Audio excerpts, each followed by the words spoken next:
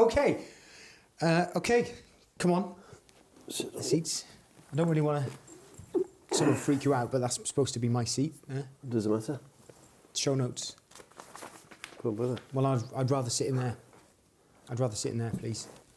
We're on deck. Yeah, but the crew want us to sit in there. The crew's Nathan, one person. Nathan? Yeah. Where are we supposed to sit? Do you want to move? Because the show notes are there, aren't they?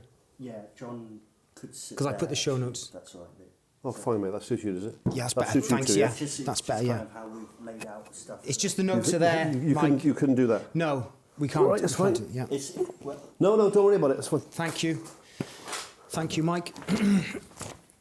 Right. You happy with that now? Yeah, you have messed these up Happy a with bit. that Hang on a minute. That's good, mate. Hang on. Yeah, that'll do. Merry Christmas. Merry Christmas. Thanks for the Christmas outfit as Do you well. like it? Do you know how much that cost me? If it's more than £3, you've been ripped off. $5.99. You've been ripped off.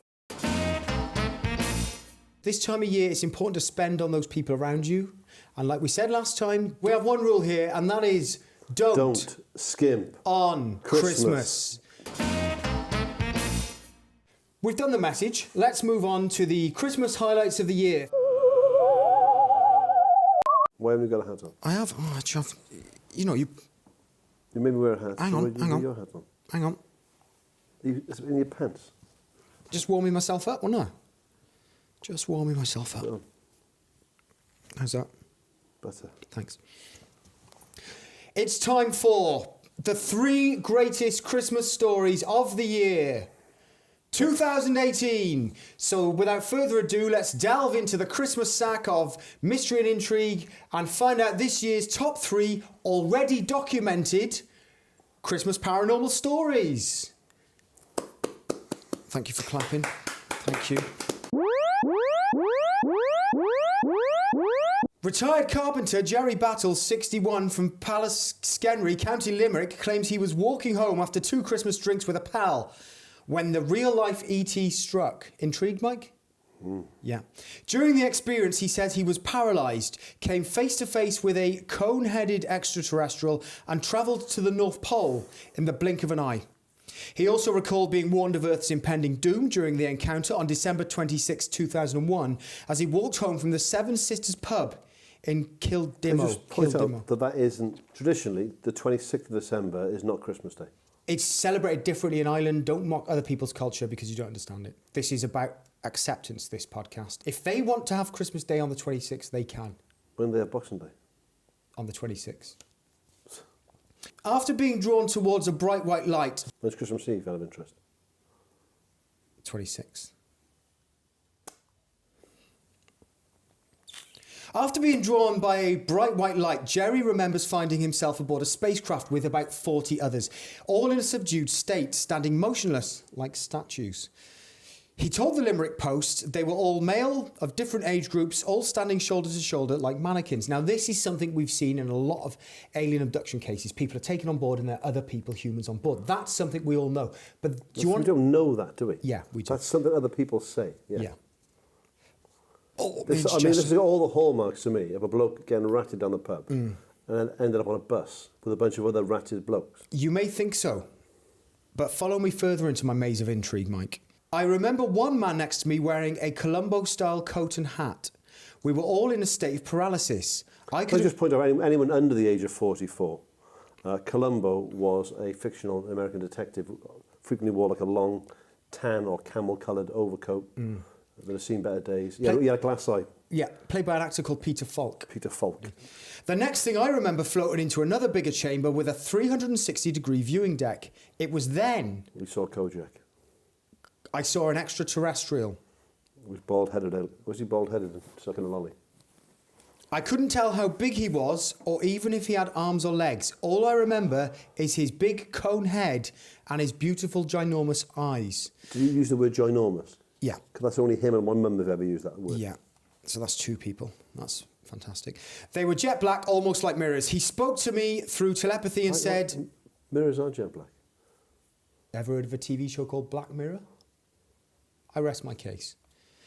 He spoke to me through telepathy and said, "You are not terrified like the others." "No, I'm not. Should I be?" asked Jerry. You almost went into a really bad Irish accent then, didn't you? I wouldn't do that because you toyed with it. That's as You bad. the no you did was like a real sort of Finnegan's Rainbow. would not do that because joke hack Irish accent. That is like Terry Wogan doing a Welsh accent if he was talking to me. That is disrespectful. I would not do that. Do an Irish accent, go on.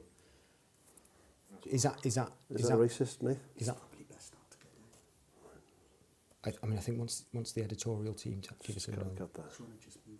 Yeah, okay. The alien then quizzed the Limerick grandfather about what he'd like to see. The North Pole came his instant reply. In the blink of an eye, they were transported to the North Pole, which Jerry says was like driving through a snowstorm at 500 miles an hour. He admits that anyone he's revealed to this fantastical story thinks he was drunk at the time, but he claims, "I'd only had 2 pints. Of what?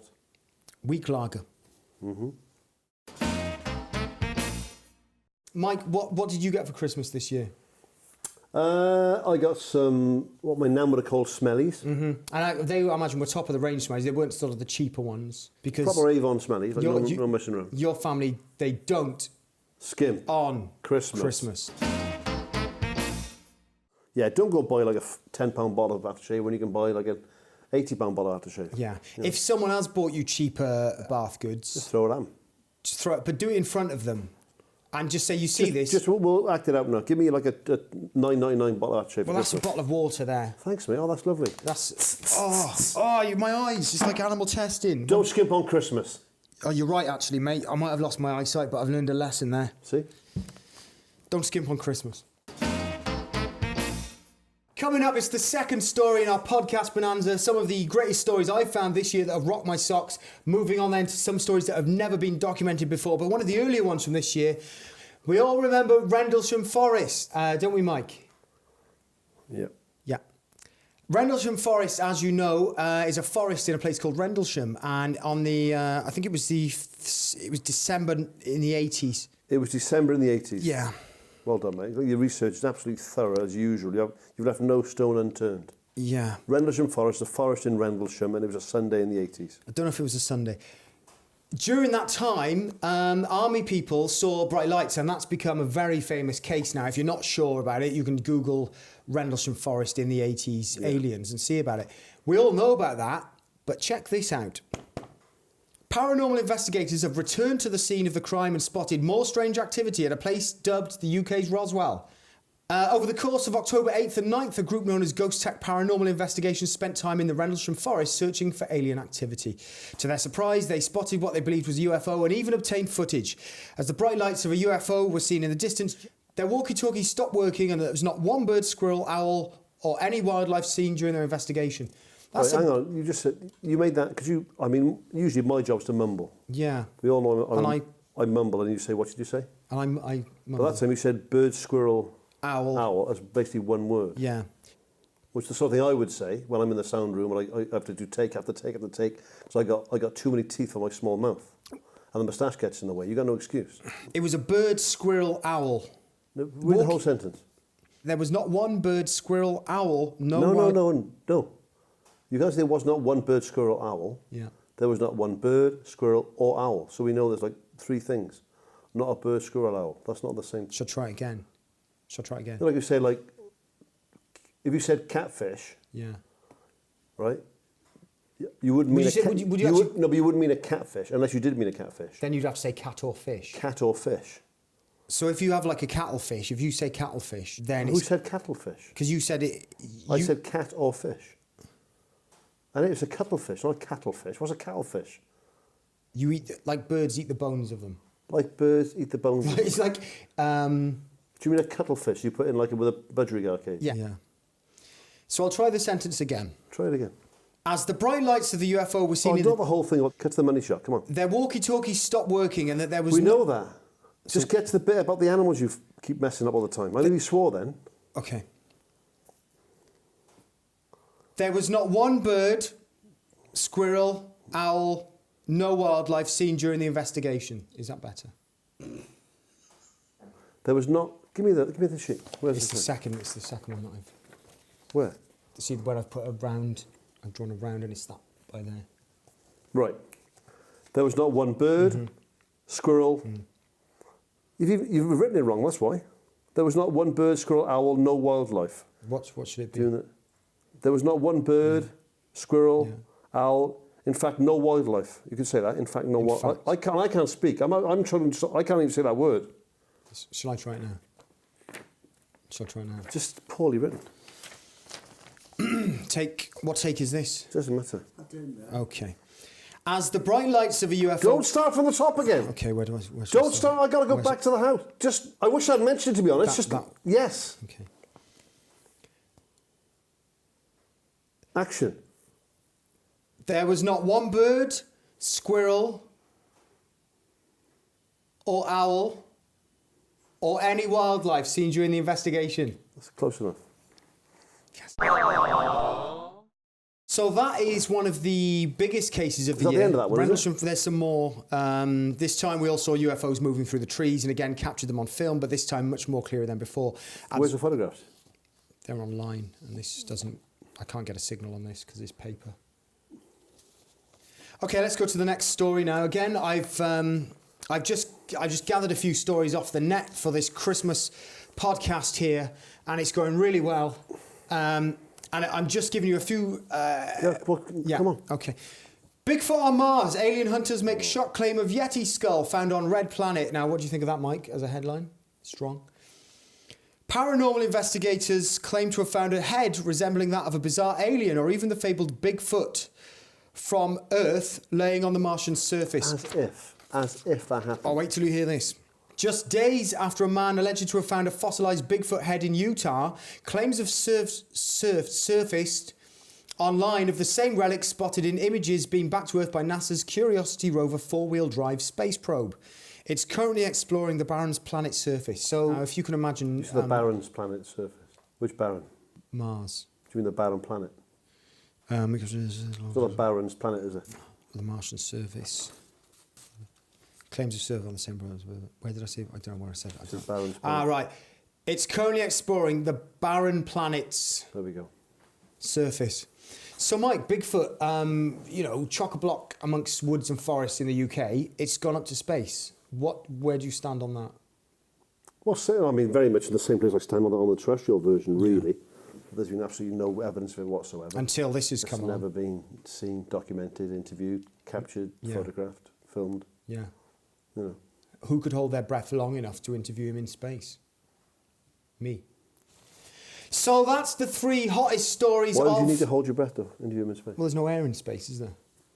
So you would have to... Is that how you think it works? Well, that's what... All right. Explain to me, If Mr... they go to Mars then, mate, it takes like 6 months to get there. Yeah. That's the next stage of human exploration. Think they're going to hold the breath for 6 months, do you?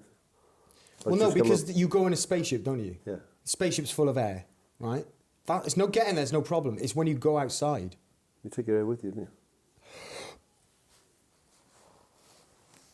Looking around. Right. Back in.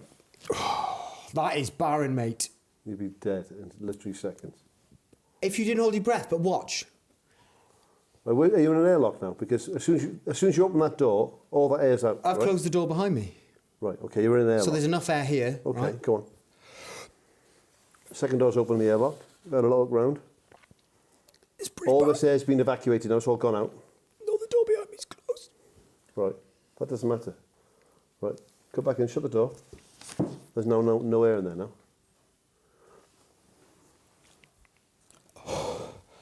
It's pretty barren out there, lads. Space travel, one of my expertise departments. One of your expertise there. Yeah.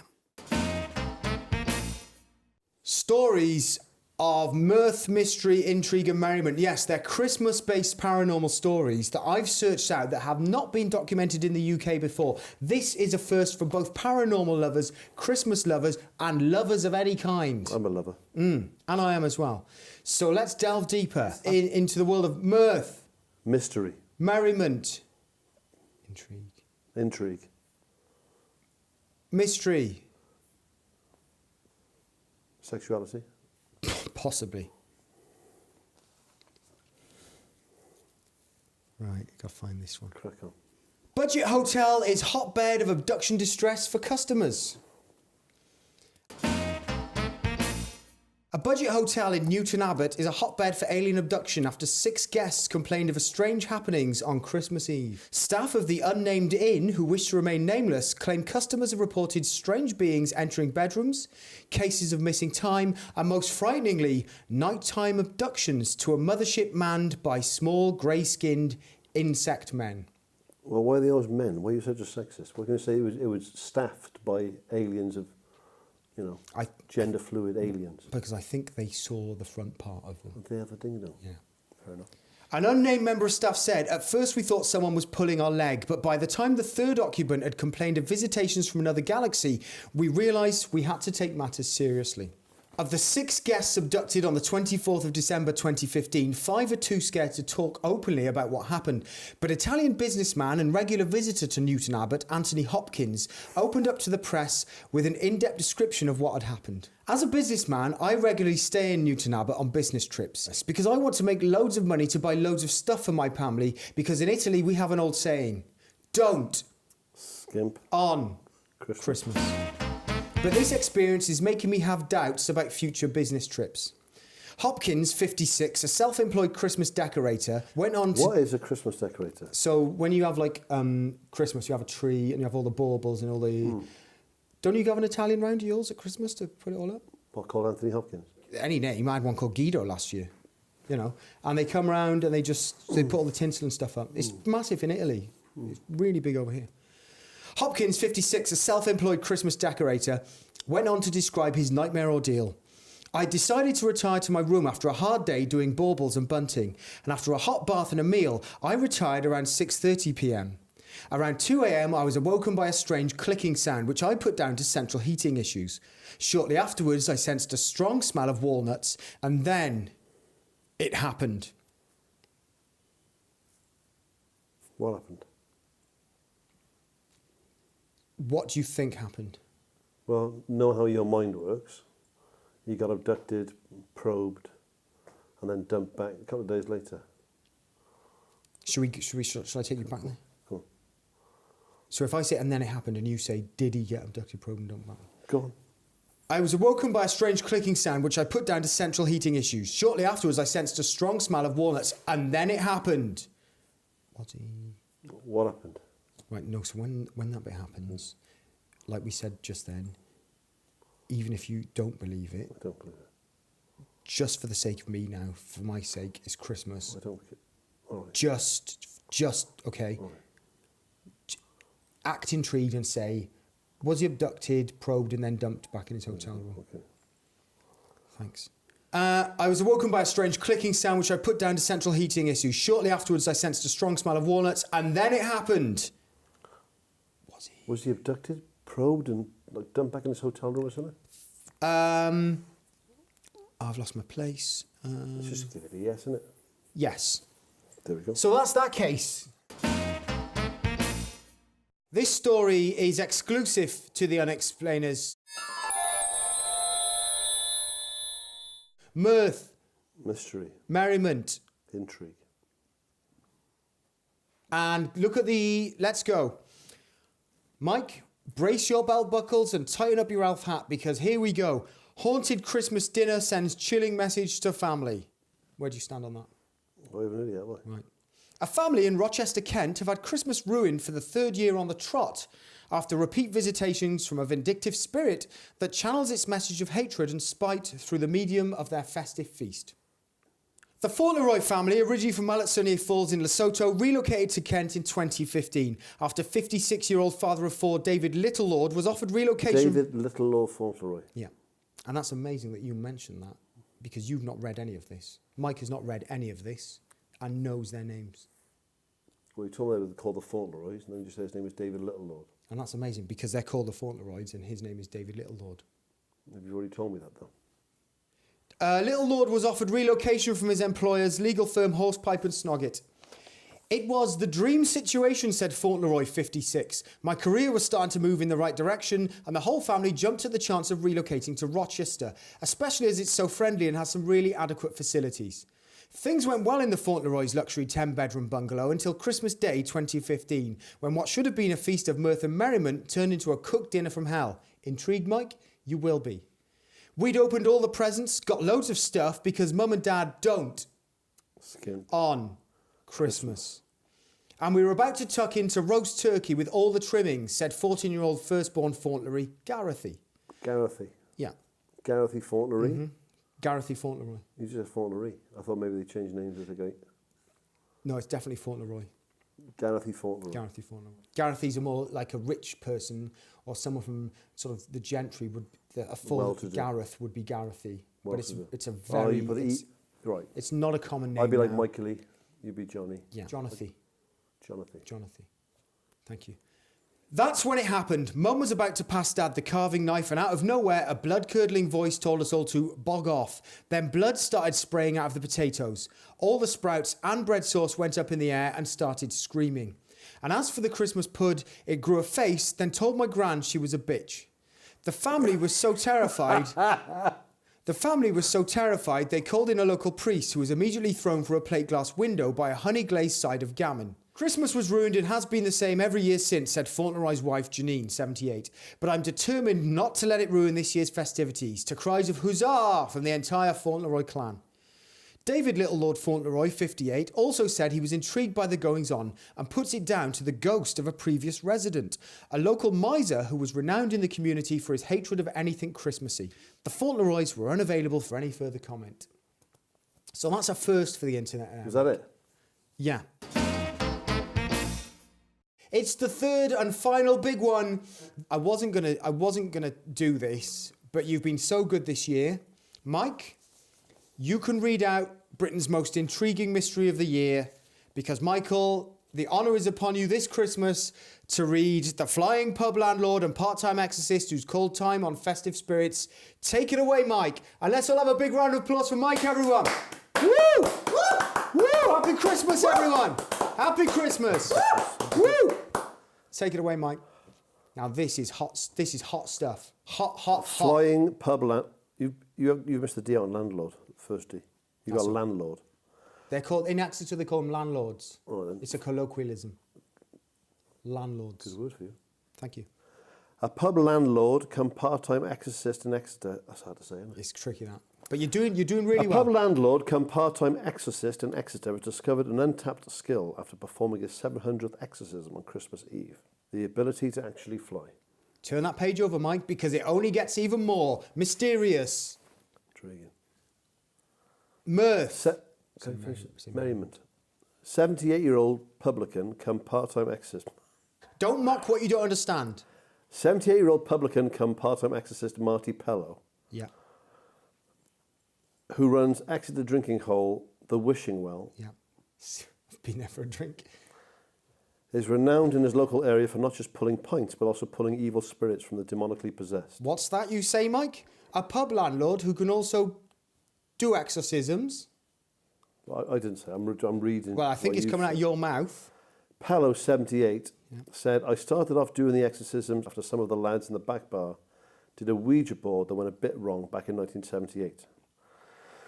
Ever since then, I've gone from strength to strength. I've done cleansings on dogs, kids, even the local vicar. And I've seen some things in my time, Yes. but I never dreamt levitation would be a side effect. And neither did we. Read on, my friend. It all happened last Christmas when one of the drinkers started complaining of a Class 2 demonic possession that was really getting in the way of his Christmas festivities. It's happened to the best of us. So we shut up shop, tied him to the bed as usual, and began the standard routine. 8 hours in, and Jed was right as rain, demon-free and able to have a lovely Christmas day. I went about my business doing a family dinner and opening loads of presents because down here in Devon, we Don't skimp on Christmas.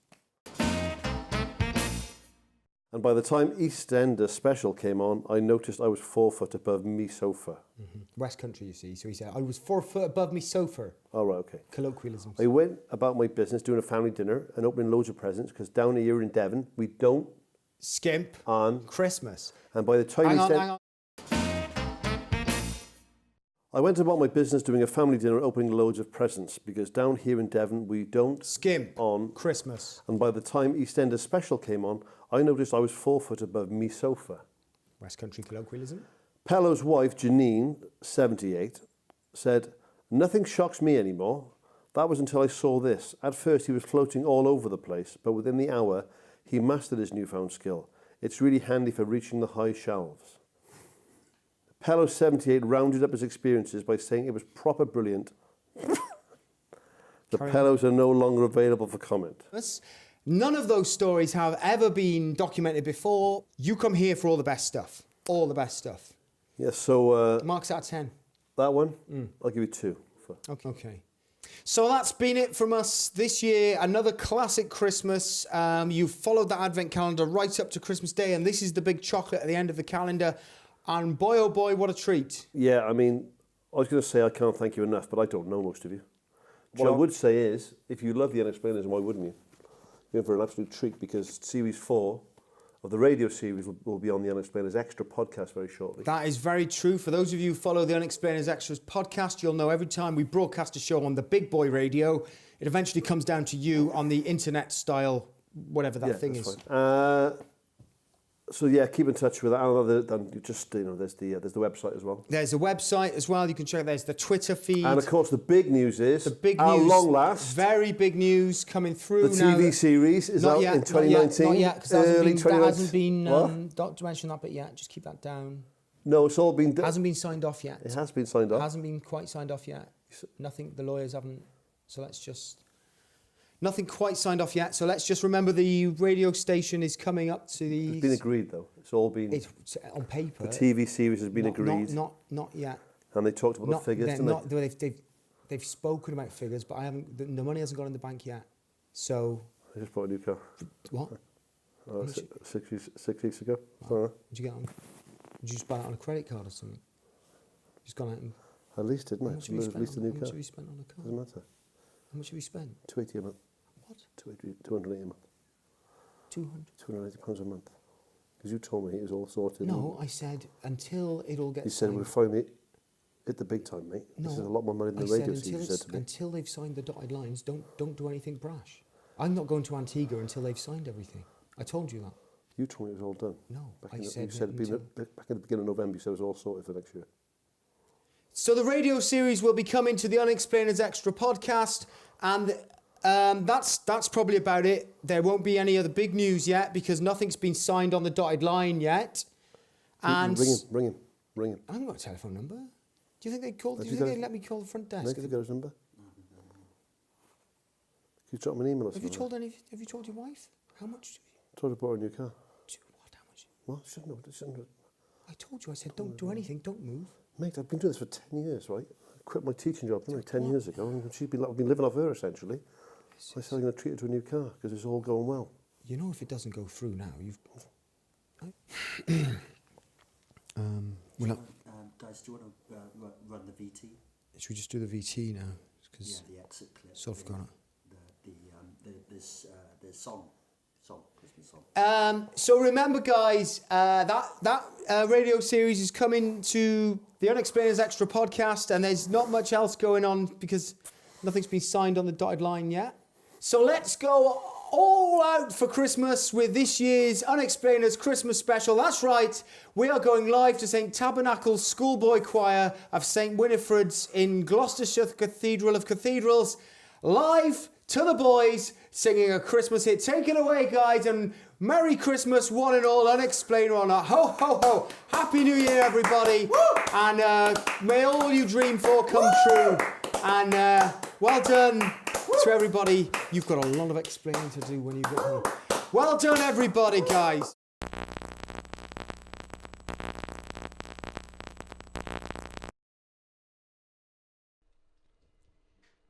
My Christmas Lord doth bring me gifts, my gifts on Christmas Day. This Christmas Lord doth bring him gifts, his gifts for Christmas Day. His gifts, my gifts doth come his way. His gifts, my gifts on Christmas Day. My Christmas Lord doth bring me gifts, my gifts on Christmas Day.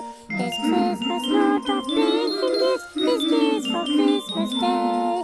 His gifts, my gifts doth come his way. His gifts, my gifts on Christmas Day. My Christmas Lord doth bring me gifts, my gifts on Christmas Day. It's Christmas, Lord, of bringing gifts, it's gifts for Christmas Day. It's gifts, my gifts are come his way.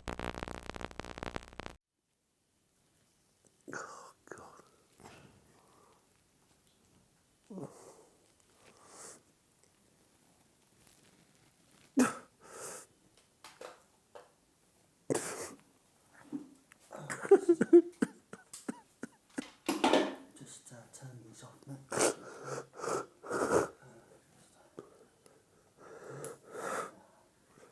You like that film a bit? Yeah, fine, very good. Very good.